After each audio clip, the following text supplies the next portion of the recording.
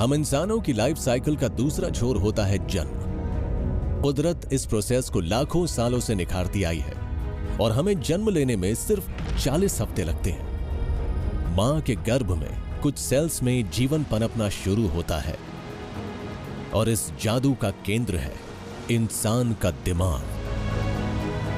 Human brain किसी खाली slate जैसा होता है। आप इस पर जो चाहे लिख सकते हैं, जो आप देखते हैं, जो महसूस करते हैं और जो सुनते हैं, इस तरह की चीजें। अलग अलग तरह की इंफॉर्मेशन आपके ब्रेन को एनरिच करती हैं, लेकिन ऐसा शायद 3 से 15 साल की उम्र के बीच ही हो पाता है। 1941 भारत को आजाद होने में अभी 6 साल बाकी थे। दक्षिण भारत के तमिलनाडु राज्य में रामेश्वरम नाम का एक छोटा सा शांत कस्बा है और एक ट्रेन यहां दिनमणि नाम का अखबार पहुंचाया करती है। अपने 5 भाई बहनों में सबसे छोटे 10 साल के कलाम साहब रामेश्वरम में सबसे ज्यादा बिकने वाले इस अखबार को बांटकर अपनी फैमिली के खर्च में मदद करते थे। मेरे भाई अब्दुल कलाम परिवार में सबसे छोटा था।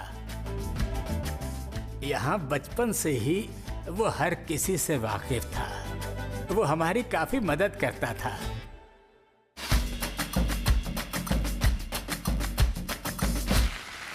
मेरा भाई एजेंट था और दिनमणि पेपर बेचता था। वो लोगों के घर अखबारें पहुंचाता, फिर घर आकर नहाता, नाश्ता करता और दूसरे कामों में लग जाता। वो काफी फुर्तीला था। वो बेटे थे नाविक जैनुल आबिदीन और आशी अम्मा के, जिन्हें प्यार से घर में आजाद बुलाया जाता, और वो काफी उत्सुक बच्चे थे। उन्हें जो भी जरिया मिलता उसकी मदद से वो अपने आसपास की दुनिया को खोजने को बेताब रहते। मानिकम की लाइब्रेरी उनकी एक पसंदीदा जगह थी और वहां वो ज्ञान की खोज में किताबों, अखबारों और मैगजीन्स को उलटते पलटते रहते। हमारे दिमाग में अरबों न्यूरॉन्स होते हैं और हर न्यूरॉन कई कनेक्शंस बना सकता है। बड़ी उम्र के मुकाबले छोटी उम्र में कहीं ज्यादा कनेक्शंस बनते हैं। तो आप किसी बच्चे को जितने ज्यादा चैलेंज देंगे, कनेक्शंस और प्रोसेसिंग की काबिलियत उतनी ही बढ़ेगी। प्रोफेसर कलाम साहब के बचपन की अगर बात करें तो उनके न्यूरॉन कनेक्शंस का विकास बहुत ही इंटरेस्टिंग और शानदार रहा होगा।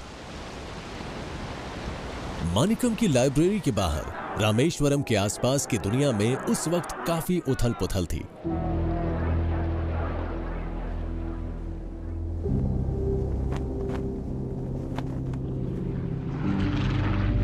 सेकेंड वर्ल्ड वॉर यूरोप को तबाह करने के बाद एशिया की तरफ बढ़ रही थी।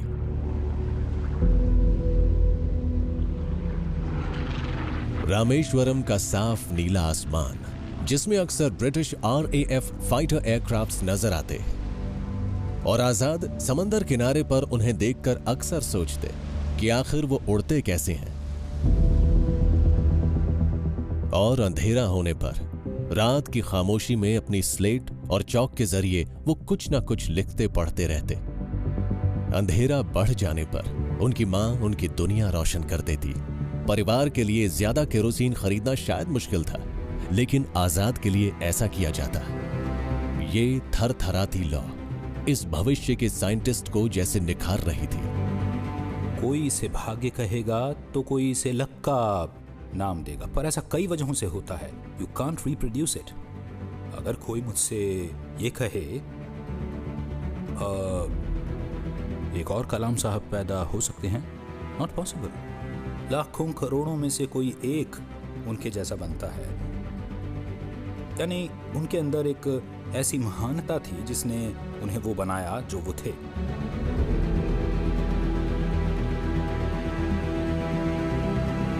सुबह के साथ ही कुछ नया सीखने की संभावना जागने लगी। कोई हमें पक्के तौर पर नहीं बता सकता कि किस दिन डॉक्टर APJ अब्दुल कलाम के अंदर कुछ अनोखा करने की चाहत जागी होगी। कोई ये नहीं बता सकता कि क्या नक्षत्रों ने खुद अपने आप को इस इवेंट के लिए ढाला था, कि क्या सूरज ने एक ड्रीमर के लिए बंगाल की खाड़ी को कुछ ज्यादा ही रोशनी बख्श दी। शायद एक पनप रही हस्ती को छूने के लिए हवा ने भी अपनी रफ्तार बढ़ा दी थी, या शायद परिंदों की कोशिश उन्हें एक अमिट सपना देने की थी। इसका जवाब हमें खुद कलाम साहब के अल्फाजों से मिलता है, उनकी लेगेसी से, उनकी किताबों से, उनके भाषणों से। जब मैं सिर्फ 10 साल की उम्र का था तब सेकेंड वर्ल्ड वॉर चल रही थी। मेरे एक टीचर थे, शिवा सुब्रमण्यम अय्यर। वो मुझे बताते थे कि पक्षी कैसे उड़ते हैं। उन्होंने मुझे थ्योरी बतानी शुरू कर दी। हमने वहाँ सीगल्स और सी बर्ड्स को उड़ते हुए देखा। करीब 10-15 पक्षी अपने पंखों को फड़फड़ा रहे थे। वो पंख क्यों फड़फड़ा रहे थे? क्योंकि पंखों को फड़फड़ाने से लिफ्ट मिलती है। वो दिशा कैसे बदल रहे थे? किसी पक्षी के लिए लोकोमोटिव फोर्स क्या होती है? लोकोमोटिव फोर्स होती है लाइफ। तो 15 मिनट में ही गुरुजी ने मुझे समझा दिया कि पक्षी कैसे उड़ते हैं। उस दिन मेरे टीचर ने मुझे ये बताया कि जीवन का लक्ष्य क्या होना चाहिए। वो होना चाहिए फ्लाइट से जुड़ा हुआ। कई बार इमेजिनेटिवनेस रोज रोज की एक्टिविटीज पर निर्भर होती है। लोग क्या पढ़ते हैं, जीवन में क्या देखते हैं, इसी से बनती है डेज रेसिड्यू नाम की चीज, और उसी से बनते हैं सपने। अगर कोई शख्स किसी चीज के बारे में बार बार सोचेगा तो अक्सर उसके सपने भी देखेगा, और जितने सपने देखेगा उतना ज्यादा उसके बारे में सोचेगा, और वो उस पर जितना ज्यादा काम करेगा वो चीज मुमकिन हो जाएगी। जो ड्रीम है वो कहाँ से ट्रेन होके आ रही है? ब्रेन एक कलेक्टिव फॉर्म में काम करता है। जो राइट साइड का हेमिस्फीयर है वो हमें विजुअलाइजेशन की पावर देता है। जो हमारा ऑक्सीपिटल लोब एरिया है और जो हमारी प्रीफ्रंटल लोब एरिया है, ये दोनों पूरी तरह उसमें इन्वॉल्व होते हैं। जब भी कोई चीज ऐसे हमारी जहन में बैठ जाती है तो ब्रेन के ऑक्सीपिटल लोब एरियाज में लगातार उन चीजों को हम देखने लगे। पूरे न्यूरॉन्स फायर होने लगते हैं, हमेशा उसी चीज को ढूंढते हैं जिसका आपने सपना देखा है। तो ये जो प्लास्टिसिटी है ब्रेन की, ये थॉट उन न्यूरॉन्स के अंदर फीड हो गई कि ये हो सकता है, और जो न्यूरोकेमिकल्स हैं वो उस लैंग्वेज से ट्रेंड हो गए। पूरी लाइफ टाइम वो न्यूरॉन्स जो इनिशियली ट्रेंड हुए न्यूरॉन्स हैं इतना ब्यूटीफुली काम करते हैं कि वो आपको फिर सोने नहीं देते। फ्लाइट के कॉन्सेप्ट ने और एक सीगल के पंखों की फड़फड़ाहट की एक टीचर की व्याख्या ने भारत के मिसाइल मैन, आम लोगों के राष्ट्रपति, एक बिलवड टीचर और भारत के यूथ आइकॉन को रच दिया, और जन्म हुआ एक ड्रीमर का। और यहां से आजाद की जिंदगी की असली उड़ान शुरू हुई।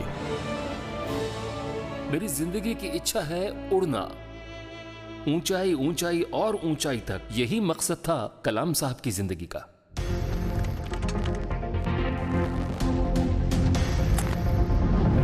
(1954) में मद्रास इंस्टीट्यूट ऑफ टेक्नोलॉजी में एरोनॉटिकल इंजीनियरिंग की डिग्री की पढ़ाई का खर्च उठाने के लिए सोने के कंगन बेच दिए गए। रामेश्वरम में उनके परिवार और टीचर्स ने उनके भाग्य को जो शक्ल दी थी उसे निखारा एरोनॉटिक्स एजुकेशन में भारत के पायनियर प्रोफेसर नटेसन श्रीनिवासन ने। उन्होंने अपने इस स्टूडेंट को उसके 3rd ईयर सबमिशन के दौरान एक झटका दिया। प्रोफेसर श्रीनिवासन ने कलाम को एक low level attack aircraft design करने के लिए 30 की बजाय सिर्फ 3 दिन का वक्त दिया। उनकी स्कॉलरशिप खतरे में पड़ गई थी।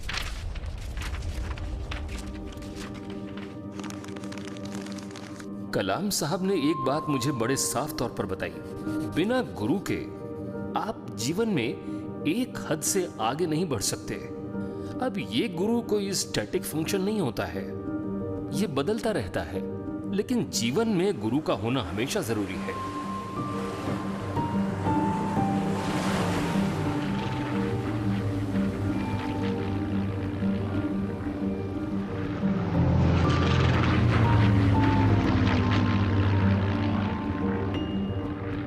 जैसे जैसे वो आगे बढ़ते गए तो चाहे MIT में उनके टीचर प्रोफेसर श्रीनिवासन हो,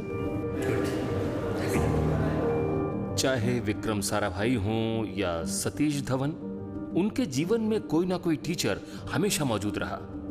जो बच्चा फ्लाइट्स के बारे में सोचता हुआ बड़ा हुआ, उसने कागज पर अपना बेहतरीन एयरक्राफ्ट डिजाइन बनाया। लेकिन इतना शायद काफी नहीं था।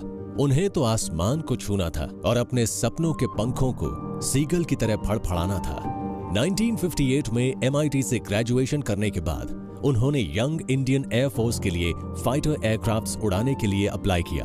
हालांकि वो पास नहीं हुए, लिस्ट में उनका 9वां नंबर था। इंडियन एयरफोर्स ने ऊपर वाले 8 कैंडिडेट्स को चुन लिया। इस नाकामी का एक दूरगामी असर हुआ और इसने रचा उस शख्स को जिसे आज हम जानते हैं।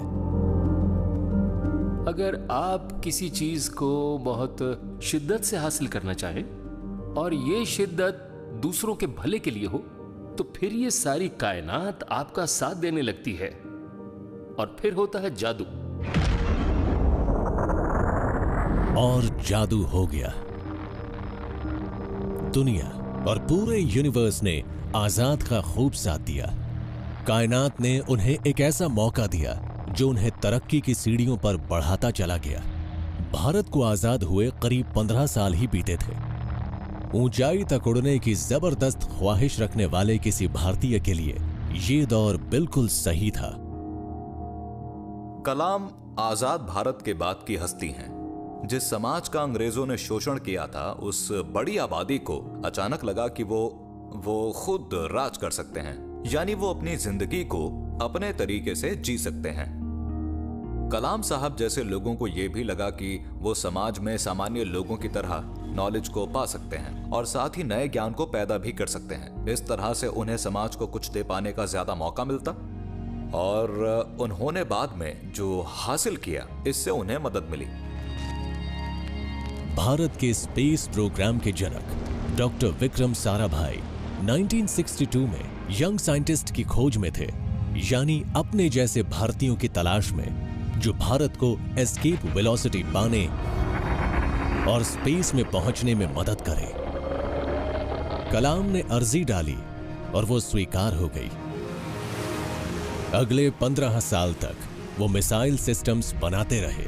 वो इंडियन स्पेस रिसर्च ऑर्गेनाइजेशन में आगे बढ़ते चले गए और उन्हें सैटेलाइट लॉन्च व्हीकल SLV-3 का प्रोजेक्ट डायरेक्टर बना दिया गया। पर शायद उन्हें पता ही नहीं था कि भारतीय सैटेलाइट्स को स्पेस में पहुंचाने वाले रॉकेट्स ही बतौर साइंटिस्ट उनकी सबसे बड़ी नाकामी बनने वाले थे।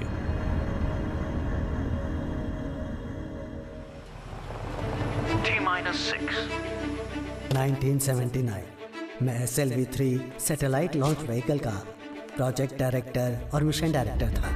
T-5 मेरा मिशन है सैटेलाइट को ऑर्बिट में पहुंचाना। इसके लिए हजारों लोग करीब 10 साल से काम करते रहे हैं। T-4 मैं लॉन्च पैड पहुंचा तो काउंटर चल रहा था। तभी कंप्यूटर ने लॉन्च करने से रोक दिया। T-3 मैं मिशन डायरेक्टर था, फैसला मुझे लेना था। T-2 प्रॉब्लम ये थी कि सिस्टम में एक लीकेज थी। T-1 फाइनली मैंने फैसला लिया। मैंने कंप्यूटर को बाईपास करके सिस्टम लॉन्च कर दिया।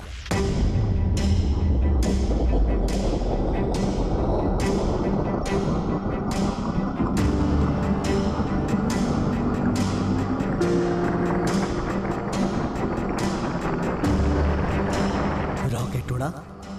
4 स्टेज रॉकेट की पहली स्टेज कामयाब रही, लेकिन सेकंड स्टेज में रॉकेट घूमने लगा और सैटेलाइट ऑर्बिट में पहुंचने की बजाय बे ऑफ बंगाल में पहुंची।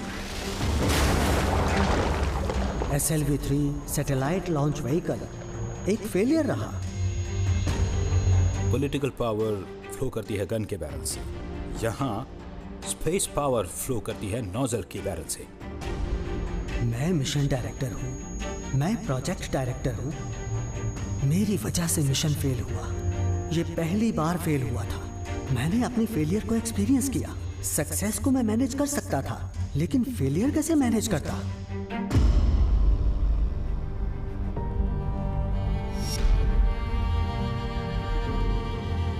एक डेकेड से कोशिशें जारी थी। पूरी दुनिया का मीडिया देख रहा था। डॉक्टर कलाम प्रोजेक्ट डायरेक्टर थे और सतीश धवन इसरो के डायरेक्टर, उनके बॉस थे। So it was a failure. पूरी मीडिया ने हमें क्रिटिसाइज किया। हम मजाक बन गए थे पूरी दुनिया में।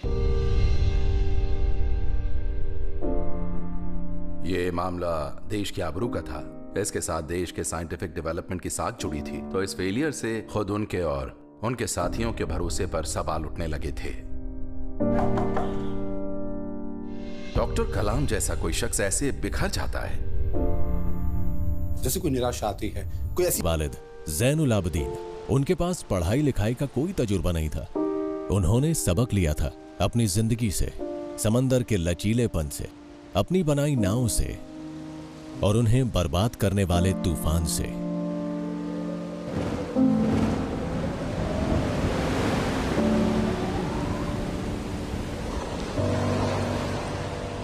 एक तूफान आया और उस तूफान में उनके पिता की नाव को नुकसान पहुंचा। उनके पास उसकी मरम्मत के पैसे नहीं थे, तो बढ़ई को बुलाने के बजाय वो खुद ही उसे ठीक करने लगे। इस काम में कई हफ्ते लगे और नन्हे आजाद अपने पिता को नाव सुधारते देखते रहते, क्योंकि ये नाव ही उनकी रोजी रोटी का जरिया थी। ऐसा क्यों हो जाता है अब्बा? तबाही और नाकामी हमारे उस्ताद हैं, इनका होना भी जरूरी है। इन पर सवाल उठाने के बजाय इनसे कुछ सीखते हैं। वो नाकामी या सेटबैक को एक पर्सनल जजमेंट के तौर पर नहीं लेते थे। उन्हें लगता था कि शायद सही वक्त नहीं आया, मैं अपनी कोशिशों को फिर चेक करूंगा, अलग अलग तरह से प्लान करूंगा, फिर भी सफल ना होने पर इंतजार करूंगा, लेकिन हिम्मत नहीं हारूंगा। कुछ टाइम बाद फिर कोशिश करूंगा, करता रहूंगा, करता रहूंगा, करता रहूंगा। इसीलिए मैं डॉक्टर कलाम को एक स्पिरिचुअल साइंटिस्ट कहता हूं। तो चलिए फिर से हम नर्वस सिस्टम की बात करते हैं। जब सेंसरी इनपुट्स मिलते हैं और वो प्री फ्रंटल कॉर्टेक्स में प्रोसेस होते हैं, तो उसके बाद पिछले अनुभव के आधार पर सही फैसला लिया जाता है, क्योंकि आपकी मेमोरी सेल्स लगातार प्री फ्रंटल कॉर्टेक्स से इंटरेक्ट करके बताते रहते हैं कि ऐसी ही सिचुएशन में पहले क्या हुआ था और उसका नतीजा क्या निकला था, और अब आप ऐसा कौन सा रास्ता अपनाए कि नतीजा पहले वाले से ज्यादा बेहतर रहे। He was a people oriented project director. Kalam साहब एक बेहद शानदार टेक्नोक्रेट थे। किसी ऑर्केस्ट्रा के कंडक्टर की तरह उन्हें पता था कि क्या करना है, इसे कौन करेगा। फिर वो इन सभी एलिमेंट्स को इकट्ठा करके बेहतरीन नतीजा हासिल करते हैं।